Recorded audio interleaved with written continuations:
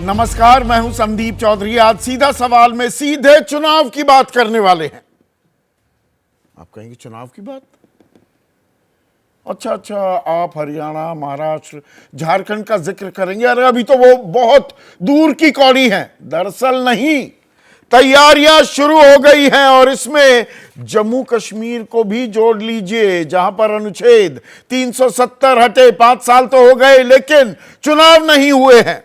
तो चुनाव आयोग की टीम, यानी कि मुख्य चुनाव आयुक्त और दोनों चुनाव आयुक्त, वो 8 से 10 अगस्त के बीच, बीते दिनों की बात मैं कर रहा हूं, वो जम्मू कश्मीर होकर आ चुके हैं।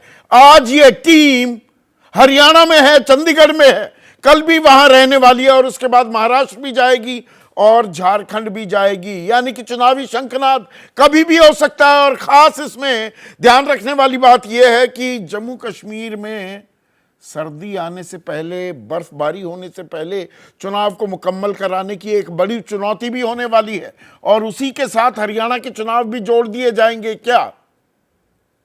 तो जब चुनाव की बात आती है और खास तब जबकि लोकसभा चुनाव, मदर ऑफ ऑल इलेक्शंस, अभी 2 महीने पहले ही उनके नतीजे आए हों, तो मुद्दे क्या हैं जिन पर चुनाव लड़े जाएंगे? एक एक्सटेंशन जो मुद्दे 2024 के लोकसभा चुनाव में हावी होते दिखे, क्या वही मुद्दे आगे बढ़ते दिखाई देंगे या कुछ नए मुद्दे भी खड़े हो रहे हैं? क्योंकि अब यह लोकसभा चुनाव नहीं, इसमें राष्ट्रीय पुट कम और स्थानीय पुट ज्यादा होता है। ज्यादा क्या, स्थानीय ही होता है। तो महाराष्ट्र के मुद्दे अलग हैं, हरियाणा के मुद्दे अलग हैं, झारखंड के मुद्दे अलग हैं और इन्हीं मुद्दों पर चुनाव लड़ा जाएगा क्या? मुद्दे क्या थे भाई? अब की बार 370 पार, बीजेपी के बारे में बीजेपी कह रही थी अपने बारे में, या अब की बार एनडीए 400 पार। उसके चलते आरक्षण एक बड़ा मुद्दा बन गया। जाति फिर से मुंह उभारती दिखाई दी कि पिछड़ी जाति जो है, जो दलित समाज है, इनका आरक्षण भाई कहीं खींच ले जाएगी, चुरा ले जाएगी बीजेपी। संविधान बदल दिया जाएगा। एक बड़ी ही साइलेंट सी, बहुत ही खामोशी के साथ, चुप्पी के साथ धीरे धीरे ये मुद्दा जमीन पर घर करता चला गया क्या लोगों के मन में? नतीजों ने कुछ ऐसी ही दुहाई दी।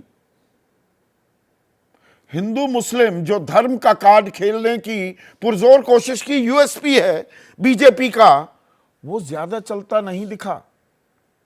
मंडल कमंडल पर क्या भारी पड़ा? अयोध्या, जहां पर प्राण प्रतिष्ठा की गई 22 जनवरी को इसी साल, ठीक चुनाव से पहले, वो लोकसभा क्षेत्र, फैजाबाद की लोकसभा सीट बीजेपी हार गई। पर जब हम हार की बात करते हैं, हमें यह नहीं भूलना चाहिए कि तीसरी बार लगातार प्रधानमंत्री नरेंद्र मोदी बने हैं। यह बीजेपी की अगुवाई वाली सरकार है। 240 सीटें आई बीजेपी की। कांग्रेस पंचिंग वे अबव इट्स वेट, ऊर्जा दिख रही है। राहुल गांधी बहुत आक्रामक पोस्चरिंग करते दिखाई दे रहे हैं, पर 100 सीट नहीं आई अपने दम पर। हां, विपक्षी खेमे की इंडिया की 230, 234 सीटें हो गई। तो अब जो ये मुद्दे, और इसमें महंगाई, बेरोजगारी, ये पीडीए की बात कर लीजिए, पिछड़ी जातियों में सेंधमारी की बात, ये कुछ ऐसे मुद्दे थे। अग्निवीर, किसान आंदोलन, थोड़ा थोड़ा पुट सब जगह दिखाई दिया क्या? पर उसमें युवा, जब प्रधानमंत्री 4 जातियों की बात करते हैं, गरीब की, युवा की, अन्नदाता की और नारी की, तो वो जो ओवरवेलमिंग मैंडेट बीजेपी को मिलता दिखा था, वो कहीं श्रिंक किया। 9% के करीब वोट बैंक घटा बीजेपी का। क्या डैमेज कंट्रोल कर लिया है बीजेपी ने? मुद्दे वही हैं क्या, या कुछ नए मुद्दे जुड़ गए हैं? और सिलसिलेवार तरीके से अगर हम देखें, कल एक खबर आई, ध्यान दिया हो तो आपने, खबर क्या थी? कुछ पदों की नियुक्ति होनी थी। 1257 वैकेंसी थी महिला सिपाही और ड्राइवर्स की। यह मुंबई पुलिस की बात हो रही है, महाराष्ट्र की, जहां पर चुनाव होने वाले हैं। 288 सदस्यों की विधानसभा है और आवेदन कितने आ गए? 1,11,000, यानी कि एक पद के लिए 88 उम्मीदवार। अभी कुछ दिनों पहले ही इसी मुंबई में एयर इंडिया बिल्डिंग के सामने आपने देखा था, लोडर्स के लिए वैकेंसी आई थी। कोई परमानेंट जॉब भी नहीं था, 2,000 के करीब पद, और वहां 25-30 हजार 35 हजार युवा पहुंच गए, बैरिकेड भी टूट गए। लोडर, सामान लोड करने वालों के लिए ऐसी मारामारी मची। BA, MA, BSc, MSc, BCom, MCom छात्र वहां पर लाइनों में खड़े हुए थे, युवा। और अगर हम हरियाणा की भी बात करें तो हरियाणा में मैंने कुछ आंकड़े देखे तो मेरा दरअसल सर भन्ना गया। हरियाणा में जो बेरोजगारी दर है वो राजस्थान में एक वक्त में सबसे ज्यादा हुई, 35% तक भी गई। हरियाणा में भी 32-28 के बीच झूलती रही, 26% भी गई। लेकिन 2021 तक माइग्रेशन का जो आंकड़ा था उसने चिंता की लकीरें मेरे मन में बढ़ा दी। 29% हरियाणा का युवा माइग्रेट कर चुका है। हरियाणा, ये बात बिहार के लिए लागू होती थी जी, ब्रेन ड्रेन। हरियाणा का 29% युवा अगर माइग्रेट कर रहा है तो आप समझ सकते हैं हाल क्या हो रहा है। हरियाणा एक विकसित राज्य है, एक इंडस्ट्रियलाइज स्टेट है। यहां पर 530 युवा, वो फिर से ग्राफिक्स दिखाइएगा अभिषेक, इजराइल जाकर नौकरी करने को मजबूर हुए। इसी साल अप्रैल में इजराइल में युद्ध हो रहा है वहां पर, और अग्निवीर को लेकर जो राजनीति है वो तो चल ही रही है, लेकिन उसकी नाराजगी क्या गांव देहात के इलाकों में भी घर करती दिखाई दे रही है। खास हरियाणा जैसे राज्य में क्या यह एक संवेदनशील मुद्दा बन गया है? कहां 60-60, 65-65 हजार सिपाहियों की फौज में भर्ती होती थी। अब अग्निवीर, अग्निपथ योजना है, अग्निवीर जो लिए जा रहे हैं वो है 40,000। 4 साल बाद उनमें से 10,000 की ही नौकरी पक्की होगी, 30,000 आ जाएंगे वापस। 19-20 साल के लड़के, तो शादी ब्याह तो होगा नहीं, पेंशन मिलनी नहीं, 30,000 जो वापस आएंगे। और जब गांव देहात में अपने समाज में जाएंगे कि अरे ये तो फौज लायक भी ना था, एक तोहमत और मर दी जाएगी। तो यह बड़ा मुद्दा है और शायद इसी की काट निकालने के लिए नायब सिंह सैनी जो मुख्यमंत्री हैं हरियाणा के, उन्होंने अब भरोसा दिलाया है कि 10% कोटा दिया जाएगा। अब कोटा तो केंद्र सरकार में, राज्य सरकारों में बहुत सालों से चला आ रहा है, पर उस कोटे में कितने लोगों की भर्ती होती है ये अभी देखने वाली बात है। और इसमें एक और दिलचस्प बात आपको बता दूं, मार्च 13, 2023 को रक्षा मंत्रालय ने जो जवाब दिया, दरअसल रक्षा राज्य मंत्री ने, और रक्षा मंत्रालय के जरिए ये आंकड़े आए कि फौज में का मतलब थल सेना की बात कर रहा हूं मैं, 8,070 अफसरों की वैकेंसी है और 1,27,673 सिपाहियों की, नॉन कमीशन ऑफिसर्स जिन्हें कहते हैं। 1,27,673 की कमी है फौज में जवानों की, भर्ती कर रहे हैं हम 40,000। और कोविड के 2 साल तो ऐसे ही, 2.5 साल गायब ही हो गए, तब तो कोई भर्ती ही नहीं की। और इस साल सरकार ने आंकड़ा देने से ही इनकार कर दिया कि कितनी वैकेंसीज हैं। Sanjay Seth, minister of state for defence, अभी 5 अगस्त 2024 को राज्यसभा में क्या कहा कि the requested information was a sensitive operational matter concerning national security, कि जो ये जानकारी हासिल करने के लिए प्रश्न दिया गया है, ये एक बहुत ही संवेदनशील मुद्दा जो कि राष्ट्रीय सुरक्षा से जुड़ा है, इसलिए हम नहीं देंगे। वैकेंसी कितनी है ये भी नहीं बताएंगे। तो क्या बेरोजगारी एक बड़ा मुद्दा बनता जा रहा है? और महाराष्ट्र में इसे मैं आरक्षण से भी जोड़ दूं क्या? वहां एक धर्म की राजनीति तो अलग हो ही रही है। औरंगजेब की संतान, औरंगजेब का फैन क्लब, ये शब्द इस्तेमाल किए हैं गृह मंत्री और बीजेपी के चाणक्य अमित शाह ने, खास उद्धव ठाकरे के लिए। शरद पवार को भी लपेटे में लिया। उद्धव ठाकरे ने पलटवार किया कि ये अहमद शाह अब्दाली की संतान है और ये मुझे गाली देंगे तो मैं भी पलटकर गाली दूंगा। अब यूएसपी, जो मैंने शब्द पहले इस्तेमाल किए, हिंदुत्व, बीजेपी का है, लेकिन बीजेपी के किसी नेता को मुस्लिम नाम से नवाजते हुए पहली बार कोई विपक्षी खेमे का नेता दिख रहा है। तो औरंगजेब बनाम अहमद शाह अब्दाली भी हो रहा है, लेकिन उससे ज्यादा अहम वहां आरक्षण का मुद्दा है। मराठा आरक्षण। मनोज जरांगे पाटिल वो कह रहे हैं मैं तो चुनाव में उतरूंगा इस महीने के आखिर तक, अगर आरक्षण लागू नहीं किया तो,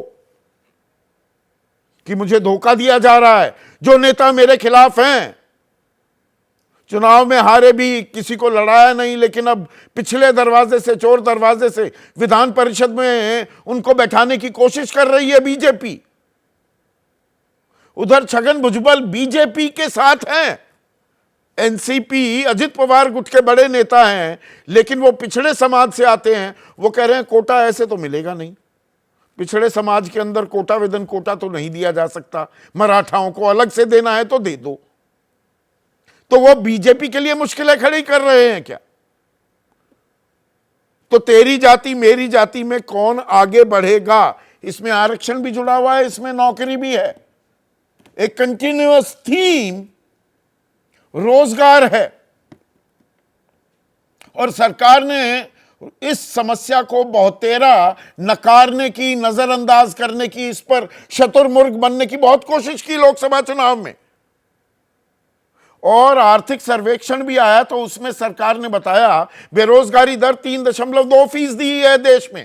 पर जब बजट पेश किया, मोदी 3.0 सरकार का पहला बजट, निर्मला सीतारमन ने तो 1 करोड़ इंटर्नशिप का एक खाका एक तैयार करते हुए भी दिखाई दी कि जी 500 बड़ी कंपनियां जो हैं देश की, 20,000 लोगों को यानी कि 4,000 युवाओं को हर साल 5 साल तक वो इंटर्नशिप देगी, 5,000 रुपए भी देगी। तो बेरोजगारी समस्या नहीं है तो ये खाका क्यों खींच रहे हैं? लेकिन ये रोड मैप बिना स्टेक होल्डर से बात किए तैयार कर लिया गया क्या? क्योंकि स्वामीनाथन अखिलेश्वर अय्यर बड़े पत्रकार हैं, आर्थिक मामलों पर लिखते हैं। उनका यह दावा है कि जब उन्होंने टॉप हॉन्चोस से, कॉरपोरेट जगत की बड़ी हस्तियों के साथ बातचीत की और कहा कि भाई कितनों को नौकरी दोगे, सरकार ने जो ये ऐलान किया है, वो बोले एक को भी नहीं देंगे। हम क्यों देंगे? तो रोड मैप कोई बनाया ही नहीं। ये गले की हड्डी बन जाएगा क्या? ना निगलते बनेगा ना उगलते। अब आपने कह दिया तो करके भी दिखाना होगा। और इन्हीं मुद्दों पर राजनीतिक बिसात बिछेगी और जीत और हार तय होगी क्या? और उससे राजनीति का ऊंट किधर जाता दिखेगा, कौन और मजबूत और कमजोर होता दिखेगा, यह भी तय होने वाला है क्या? यही है आज का सीधा सवाल। और अब आपके स्क्रीन पर भी आ रहे हैं हमारे आज के 2 सवाल। हरियाणा महाराष्ट्र में चुनावी शोर, किन मुद्दों पर जोर? और अब की बार वोट का आधार धर्म, जाति या रोजगार? चर्चा में मेरे साथ 2 वरिष्ठ पत्रकार स्टूडियो में हैं। विजय त्रिवेदी, किसी परिचय के मोहताज नहीं। राकेश शुक्ला, आप उनसे भी भली भांति वाकिफ हैं। मुंबई से वरिष्ठ पत्रकार संदीप सोनवलकर मेरे साथ जुड़ चुके हैं, महाराष्ट्र पर नजर रखते ही हैं लेकिन राष्ट्रीय राजनीति को भी लगातार ट्रैक करते हैं, बहुत समय दिल्ली में भी बिताया है। देश के दो बड़े अर्थशास्त्री प्रोफेसर अरुण कुमार, पूरा देश इन्हें जानता है, और एक और अर्थशास्त्री विजय सरदाना, और साथ ही साथ देश के सबसे बड़े चुनावी विश्लेषकों में से एक प्रोफेसर संजय कुमार भी इस चर्चा में जुड़ गए हैं। संजय, अब मतलब शंखनाद हो ही गया है, अब वहां पर चुनाव आयोग दौरा कर रहा है इन राज्यों में, जम्मू कश्मीर जा चुका, हरियाणा में है, अब महाराष्ट्र भी जाएगा, झारखंड भी जाएगा, तो जल्द ही चुनावी तारीखों का ऐलान भी हो जाएगा। तो 2 महीने पहले ही लोकसभा के जो चुनाव हुए वहां जिन मुद्दों की गूंज थी, कमोवेश वही मुद्दे आगे बढ़ते दिखाई देंगे या कुछ स्पेसिफिक भी हो जाएंगे मुद्दे, क्योंकि ये एक विधानसभा चुनाव है, लोकसभा नहीं?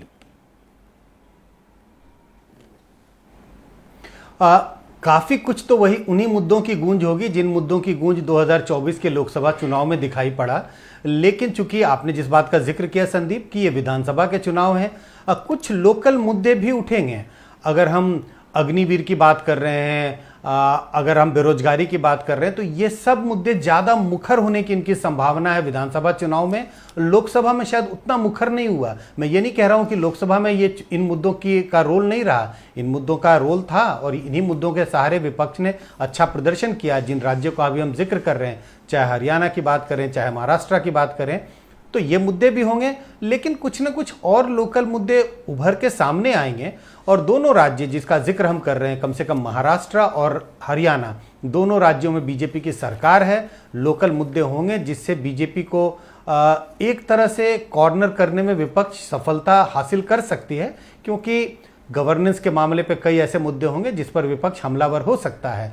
रही बात झारखंड की, झारखंड के भी चुनाव हो सकते हैं इन्हीं के साथ। झारखंड में वैसे तो विपक्षी पार्टियों की सरकार है, जेएमएम कांग्रेस की सरकार है, लेकिन जिस तरह से हेमंत सोरेन को जेल में रखा गया और उसके बाद वो रिलीज हुए, तो कहीं ना कहीं थोड़ी सी सिंपैथी की संभावना दिखाई पड़ती है हेमंत सोरेन के पक्ष में। तो वहां पे भी बीजेपी, मैं ये तो नहीं कह रहा हूं बीजेपी बिल्कुल पिछड़ी हुई है, लेकिन थोड़ा बैकफुट पर दिखाई पड़ती है। जम्मू कश्मीर तो के मुद्दे भी, युवाओं का पुट कितना होगा? तो कुल मिलाकर मुझे लग रहा है चुनाव में जो संजय जो 4 जातियों का जिक्र करते हैं, उसमें गरीब, अन्नदाता और नारी के अलावा युवा भी। और देखिए, युवा में महिलाएं भी आ जाती हैं, वो ऐसा कोई मेल जेंडर की बात तो हो नहीं रही। और 35 साल से कम उम्र की हमारी 65% आबादी है। बिल्कुल। तो ऐसे में रोजगार का ये मुद्दा कितना बड़ा मुद्दा बनने वाला है? लोकसभा में बना, विधानसभा में भी ये जारी रहेगा क्या? देखिए, ओवरलैपिंग कैटेगरीज है। अगर हम रोजगार की बात कर रहे हैं, कह रहे हैं रोजगार का मुद्दा हावी हो सकता है, इस पे चर्चा हो सकती है, इस पर गोलबंदी हो सकती है, तो रोजगार की तलाश में हैं कौन? रोजगार की तलाश में ज्यादातर शिक्षित, गैर शिक्षित युवा हैं। तो अगर हम रोजगार के मुद्दे हावी होंगे तो इसका मतलब है युवाओं के मुद्दे हावी होंगे, युवा गोलबंद होंगे। और आपने जिस बात का जिक्र किया, अगर युवाओं की बात हो रही है तो उसमें मेल फीमेल दोनों होंगे। तो कहीं ना कहीं अगर आप बेरोजगारी का मुद्दा लेके आते हैं तो बेरोजगारी के साथ साथ महंगाई जुड़ा है, उसके साथ महिलाओं का मुद्दा जुड़ा है, क्योंकि महिलाओं और महंगाई की जो तारतम्य है वो बहुत स्ट्रांग है, और बेरोजगारी और युवाओं का तारतम्य बहुत स्ट्रांग है। तो कुल मिला के मुझे लगता है ऐसे मुद्दे हैं जिस पर बीजेपी को एक तरह से घेरने में काफी हद तक विपक्षी पार्टियां सफल हो सकती हैं। विजय त्रिवेदी, मैं आपको लेकर आना चाहूंगा, और जो हमारे मुख्य आर्थिक सलाहकार हैं, चीफ इकोनॉमिक एडवाइजर वी अनंत नागेश्वरन, अभी कुछ दिनों पहले उन्होंने the state of rural youth employment report 2024 इसके रिलीज का एक कार्यक्रम था। और अनंत नागेश्वरन कहते हैं कि नीति निर्माताओं को ये अध्ययन करना पड़ेगा, ये स्टडी करनी चाहिए कि क्या कल्याणकारी योजनाएं भारत के युवाओं को नौकरी खोजने से रोक रही हैं। जो ये एक लाभार्थी जाति बनी हुई है, भाई दो तरफ चल रहा है ना, कि भाई रोजगार की बात करो कि हम, अब जैसे महाराष्ट्र का ही मैं जिक्र करूं, लाडली बहना, मध्य प्रदेश से शिवराज सिंह चौहान से सीखकर महायुति सरकार ने अब 1,27,00,000 महिलाओं का रजिस्ट्रेशन भी हो गया है। प्रति माह 1,500 रुपए मिलेंगे और रक्षाबंधन भी आ रहा है तो इसको एक राजनीतिक इवेंट भी मनाया जाएगा। पर नागेश्वरन कह रहे हैं कि लोग नौकरी करना छोड़ रहे हैं, ऐसी लोक लुभावनी 1,500 दे दिए, 3,000 दे दिए, 2,000 दे दिए।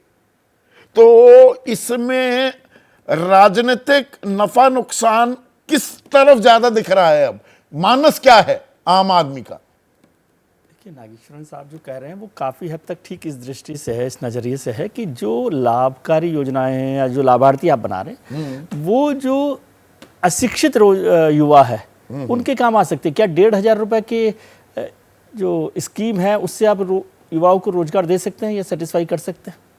नहीं कर सकते। ऐसे लोग जो बहुत अनस्किल्ड लोग हैं, अनस्किल्ड जो जनरेशन है, जो हमारी पॉपुलेशन है, उसको रोकने में थोड़ा मदद करती है। और उसका नुकसान हम वहाँ पर देख रहे हैं कि हमारे यहाँ खेतों में, हमारे यहाँ और जगहों पर वो मजदूर और वो कारीगर वहाँ नहीं। पर ये कंपेटिटिव पॉपुलिज्म, सत्ता पक्ष और विपक्ष भी तो यही कह रहा है, हम इतना दे देंगे, खटाखट 8,500 रुपए आ जाएंगे, ये आ जाएगा।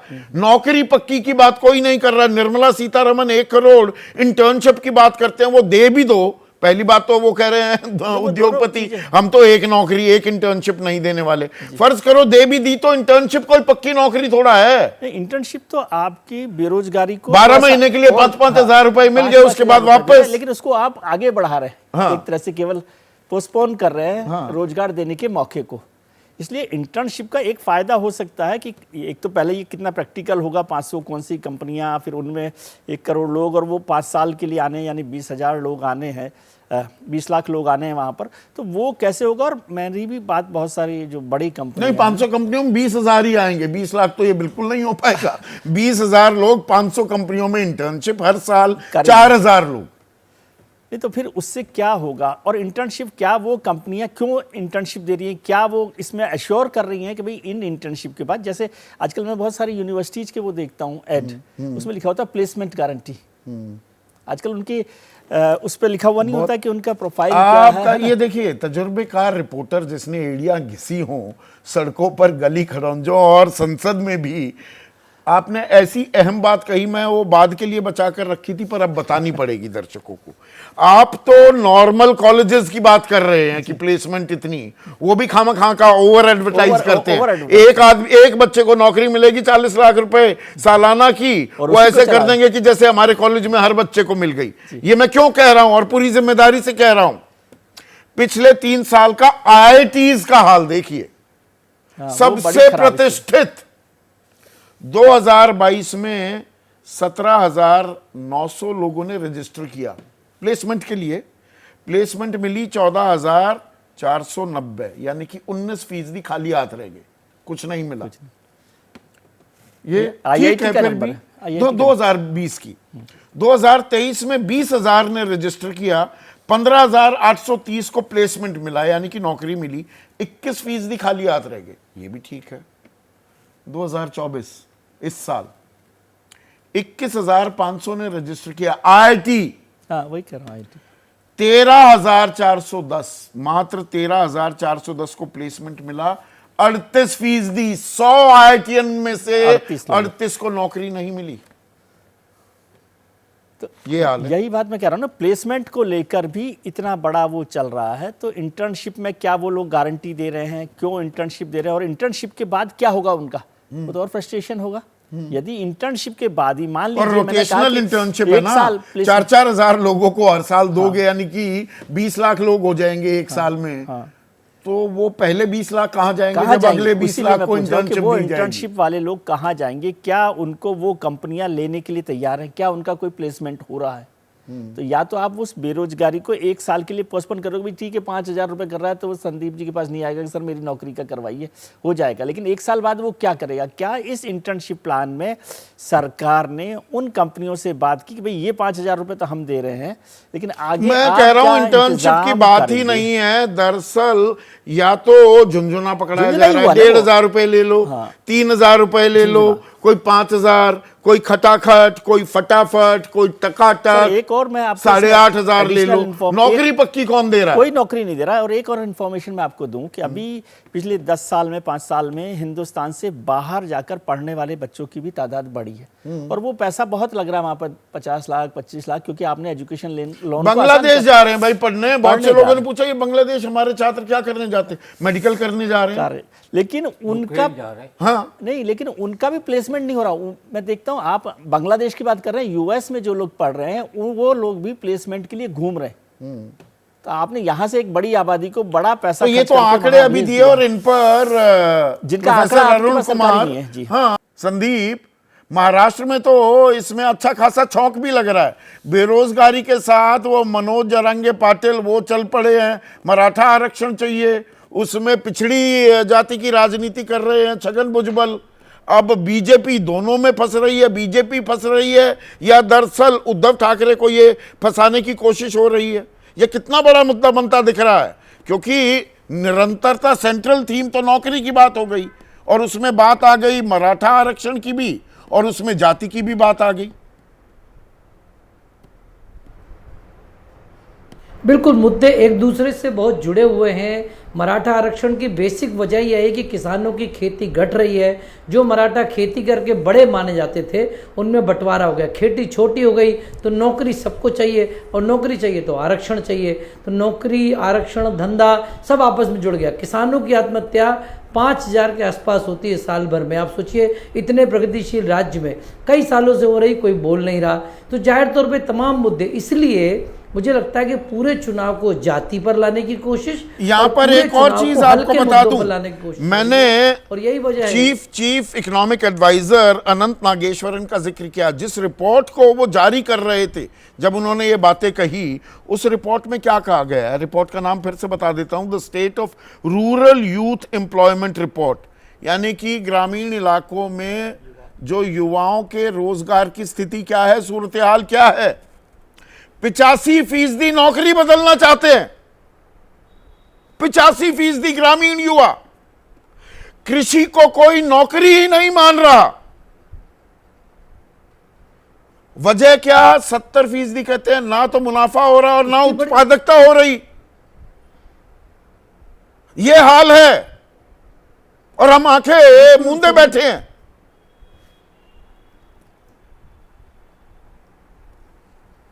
संदीप, यही वजह है कि राजनीति में सब लोग कोई ना कोई अपना फायदा दिख रहे हैं। यही वजह है कि राज्य में लोगों को निराशा इतनी ज़्यादा है कि बहुत से लोग वोट करने नहीं जाते। और यही वजह है कि जब आप ग्रामीण इलाकों में तमाम शिक्षण संस्थान खोल देते हैं, इंजीनियरिंग कॉलेज पूरे देश में शायद सबसे ज़्यादा महाराष्ट्र में आते होंगे और शायद तमिलनाडु के बाद, लेकिन यहाँ पर इंजीनियर तो आप बना रहे, किसान खेती बेच के इंजीनियर पढ़ाता है बच्चे को, नौकरी है नहीं।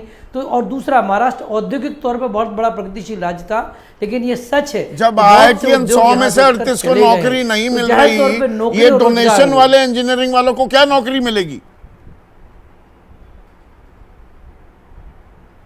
बिल्कुल, लेकिन क्या करें, माँ बाप चाहते हैं बच्चे पढ़ें, डिग्री मिले, कहीं कम से कम ये कहने को तो हो जाए कि बेटा इंजीनियर है, क्योंकि किसानी में फ़ायदा नहीं है, जोत छोटी हो गई, किसान आत्महत्या कर रहे हैं। तो जाहिर तौर पर पूरे चुनाव को हम इससे जोड़े तो जाति तो पर सबसे बड़ा मुद्दा क्या बन रहा है महाराष्ट्र का? अब हम महाराष्ट्र के मुद्दे को लॉक कर देते हैं संदीप। सबसे बड़ा मुद्दा क्या है अब वहां? चुनाव किस मुद्दे पर तय होंगे? देखिए, सबसे बड़ा मुद्दा दो ही है। पहला, चुनाव जाति के मुद्दे पर तय होंगे और जाति के मुद्दे पे MBA बड़ा है। दलित, मराठा और मुस्लिम एकजुट है, जैसा लोकसभा में था, अभी भी विधानसभा में वही सूरत हाल दिख रहा है। इसलिए, और OBC को जो बीजेपी लुभाने की कोशिश कर रही, वो अब तक सफल होते हुए नहीं दिख रहा। इसीलिए जाति पर चुनाव होगा। पूरा चुनाव में लोग ये देखेंगे कि जाति और इसके साथ क्या रोजगार भी जुड़ता है। और ये लाडली बहना 1500 रुपए देने का जो कार्यक्रम जो शिवराज सिंह चौहान को थोड़ा उसकी जेरोक्स कॉपी करने की कोशिश की है उनके आइडिया की, क्या वो कुछ डैमेज कंट्रोल करेगा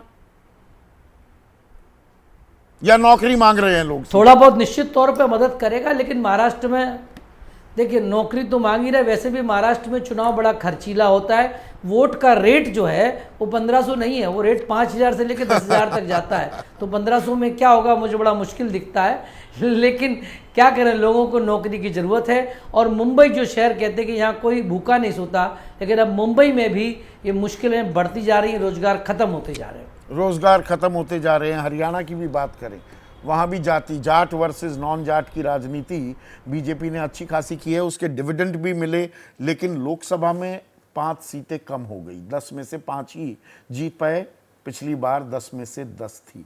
हरियाणा में क्या जाट वर्सेस नॉन जाट या हरियाणा जैसा विकसित राज्य, मेरे तो होश फाख्ता हो गए। 29% माइग्रेशन, आप उम्मीद कर सकते हैं अगर मैं कहता हूं 29% माइग्रेशन एक राज्य में से हुई है तो आप पहला चांस बिहार पर ही लेते ना। हरियाणा के तो नंबर ही नहीं आता राकेश भाई, कि आता आपके मन में?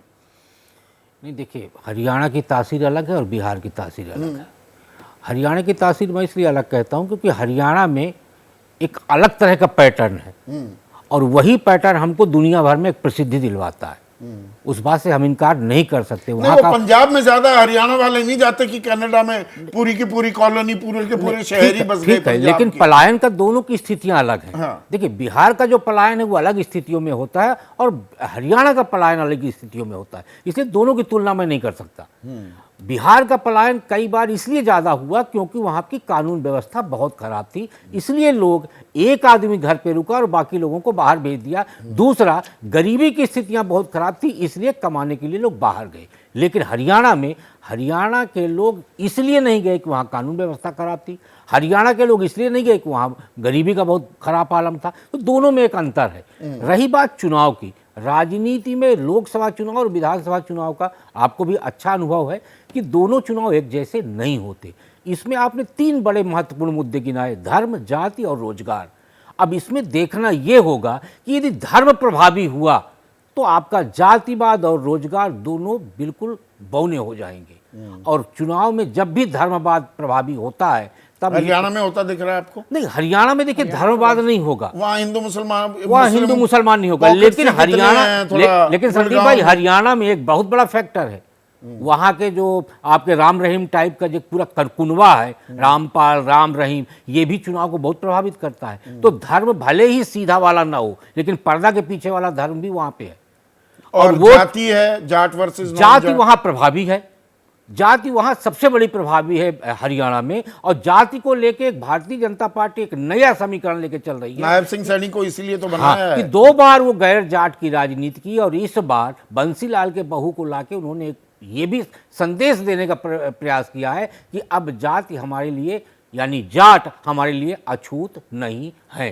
तो ये एक नया पैटर्न या नया प्रयोग, दरवाजे खोल दिए ना। अशोक तंवर आप भी आ जाओ, नवीन जिंदल आप भी आ जाओ। लेकिन लोकसभा चुनाव में ये उल्टा ना पड़ जाए। हाँ, लोकसभा चुनाव में उल्टा पड़ा हो गया बीजेपी का। लोकसभा चुनाव में उल्टा पड़ा ना। आपने जो एक नए प्रयोग किए तो लोकसभा चुनाव में अशोक तंवर भी हार गए और आपका जो जाटों को लाने वाला प्रयोग था उसमें गैर जाट जो ये मान के चल रहा था कि नहीं हमारी पार्टी कौन सी है, गैर जाट पार्टी भारतीय जनता पार्टी, तो कहीं ना कहीं जाटों की एंट्री करा के आप गैर जाटों को भी तो नाराज नहीं कर रहे। अग्निवीर का पुट अब कितना बड़ा हो जाता है, ये अग्निपथ, राजनीति का अग्निपथ भी तैयार हो रहा है अग्निवीर मुद्दे पर। स्वाभाविक है कि हरियाणा जो है सेना में सबसे ज्यादा भागीदारी निभाने वाला राज्य है, तो निश्चित तौर पे जिस तरीके का एक प्रदर्शन तैयार हुआ है अग्निवीर को लेके उसका इम्पैक्ट होगा। सरकार सफाई दे पाई है, समीक्षा की भी जा रही है, बढ़ा देंगे नहीं बढ़ाएंगे, पेंशन को लेकर, ये मुआवजे को लेकर, शहीद का दर्जा ना देना, करोड़ रुपए दिए गए नहीं दिए गए,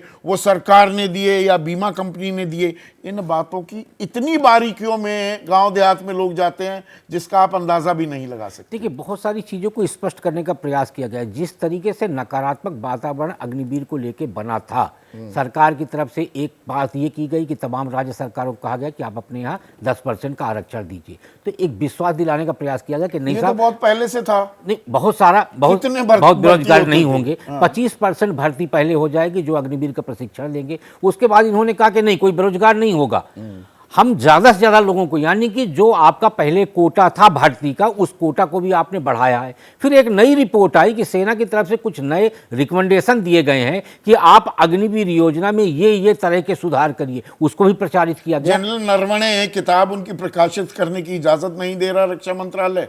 उनकी किताब के जो पीटीआई ने अंश जो फ्लैश किए थे उसमें तो वो साफ कह रहे हैं it was like a bolt from the blue for the air force and the navy. और हमारे लिए भी हमने तो वो एक टूर ऑफ ड्यूटी के लिए कहा था कि भाई जैसे ऑफिसर्स कमीशन होते हैं, शॉर्ट सर्विस कमीशन, वैसे ही नॉन कमीशन ऑफिसर्स भी आ जाएं। आपने तो खेल ही पलट दिया। मैं यही तो कह रहा हूं कि तमाम तरह की ऐसी विसंगतियां सामने आ चुकी हैं अग्निवीर को लेके कि उस विसंगति को दूर करना सरकार के सामने एक बड़ी चुनौती है।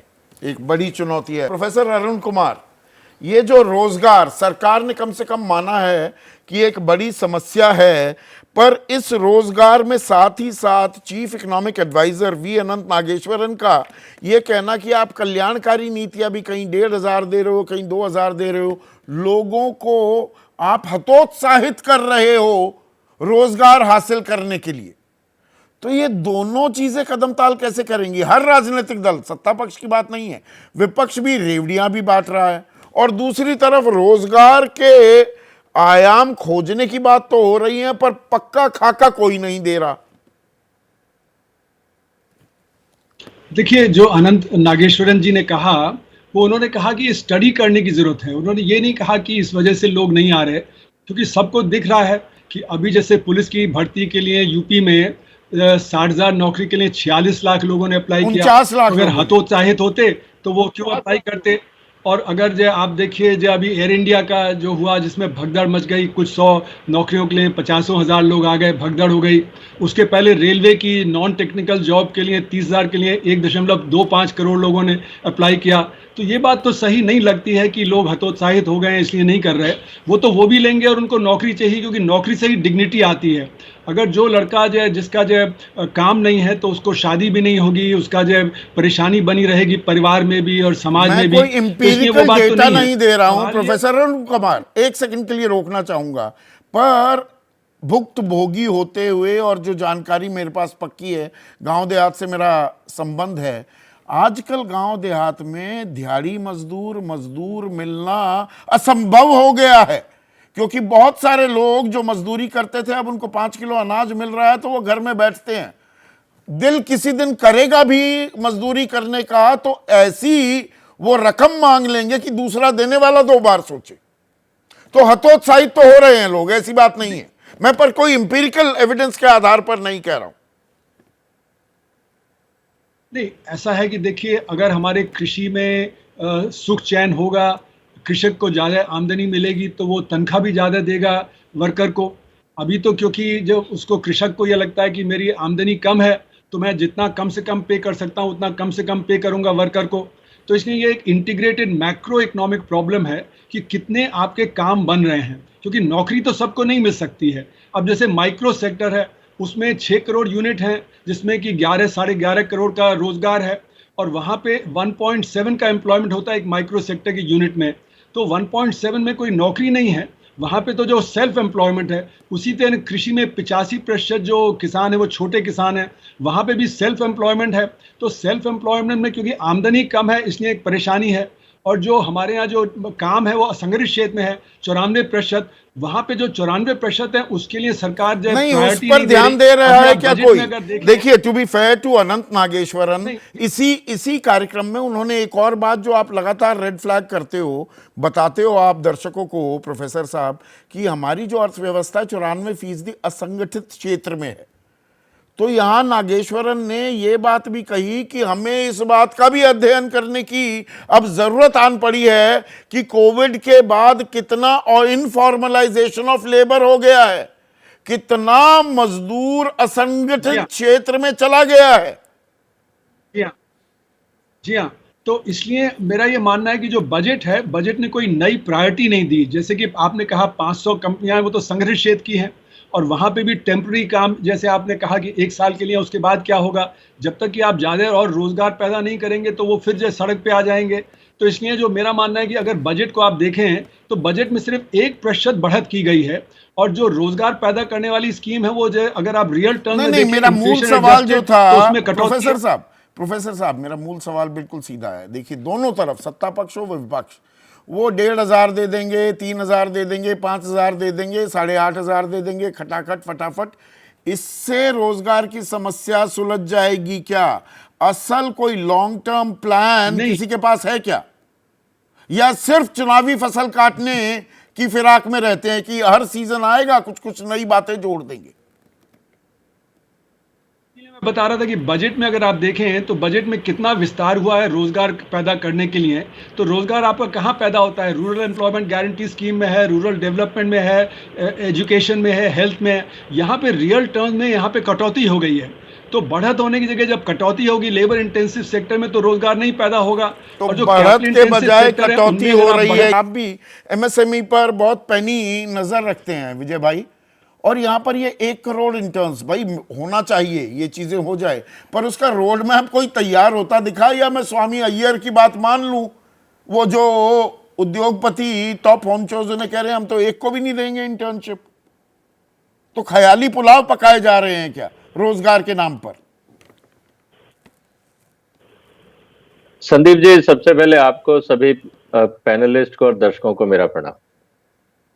देखिए, हम बात कर रहे हैं कि सरकार क्या कर रही है और क्या करना चाहती है। मेरा सवाल बहुत सिंपल सा है कि आज जो कंपनियां हैं, आज जो मार्केट में स्थिति है, पहले उसको तो स्टडी करो कि उसमें प्रॉब्लम्स क्या है। आप नई इन्वेस्टमेंट, नई चीजों की बात कर रहे हो, जो ऑलरेडी है वो दुखी है, उसका इलाज करोगे नहीं। जिसके पास पैसा है, एक्सपीरियंस है, वो आप नए वाले से ज्यादा इन्वेस्ट कर सकता है, अच्छा कर सकता है, उसको पता है क्या स्किल चाहिए, उसका आप ध्यान नहीं रख रहे। जैसे कहते हैं ना, 1 is good in hand then 2 in bush. हमारे साथ आज स्थिति ये हो गई। मैं आपको 3-4 उदाहरण दे रहा हूं जो आपने अभी तक चर्चा करी है, मेरे को थोड़ा सा टाइम दीजिए प्लीज। इस समय सबसे बड़ी बात जो बार बार मुद्दा आ रहा था कि साहब हरियाणा का चुनाव, हरियाणा में बेरोजगारी है, पंजाब में बेरोजगारी है, लोग माइग्रेट कर रहे हैं। देखिए, जब से हरियाणा में जाट आंदोलन हुआ और पंजाब में किसान आंदोलन, मैं पिछले 4 दिन में कम से कम, अगर मैं पिछले 10 दिन की बात करूं तो मैं कम से कम 4000 इन्वेस्टर्स और इंडस्ट्री के लोगों के बीच में था, इंक्लूडिंग स्टार्टअप्स, हिंदुस्तान में और हिंदुस्तान के बाहर। हरियाणा, पंजाब का कोई इन्वेस्टर नाम ही नहीं लेता है, फॉरगेट अबाउट इन्वेस्टमेंट। जब प्लानिंग की बात आती है, वो दोनों स्टेट गायब है लोगों के दिमाग से। एक बात हमारे पॉलिटिशियन और किसान नेताओं को समझनी होगी कि दंगा प्रदर्शन आप करोगे तो इन्वेस्टमेंट नहीं आएगा। दंगा कोई प्रदर्शन कैसे हुआ? बिजनेसमैन रिस्क नहीं लेना मैं चाहता। पहली बात, आपके इस शब्द पर आपने ऐतराज दर्ज करा दिल्ली रहा का हूं। घेराव किया, आपने वहां घेराव, पे दंगा, टावर तोड़े, आपने वहां पे 750 गोडाउन। किसानों की मौत देखो, हुई, किस आम आदमी की मौत हुई उसमें? अरे, दंगा कैसे हुआ? यार देखो संदीप जी, मैं जस्टिफिकेशन की बात नहीं कर रहा हूं। नहीं देखो, नहीं, आप, मैं आर्ग्यूमेंट शब्द करते पर रहेंगे, ऐतराज उसका कोई दर्ज मतलब करा नहीं रहा है। हूं। हाँ। मैं कह रहा हूं, एक बात सुनिए। आप जाके टावर तोड़ रहे हैं, लोगों के गोडाउन के आगे जाके आप बैठ गए, आने नहीं दिया, बसों के टायर निकाल दिए। देखो, बिजनेसमैन बहुत सेंसिटिव होता है, अच्छा, वो मूर्ख नहीं होता। सरकार को उसको पता है कि सेंसिटिव मेरे नहीं को होना चाहिए। 160 कंट्री बुला रहे हैं। मेरी बात पूरी होने दो यार, प्लीज। मैं वो बता रहा हूं जो हकीकत है। आप उसको जस्टिफाई करते रहो, सही है या गलत है वो आपका काम है। मैं आपको सच बता रहा हूं। आप कहोगे कि नहीं ऐसा नहीं है, वैसा नहीं है, वो आपका सोच है, मैं इन्वेस्ट नहीं कर रहा, खत्म हो गई बात। पॉइंट बहुत सिंपल सा है कि हमें लॉ एंड ऑर्डर पे ध्यान देना होगा। ये जो राजनीति के नाम पे जो अफरा तफरी होती है, मिसमैनेजमेंट होता है, इससे इन्वेस्टर भागता है, पहली बात।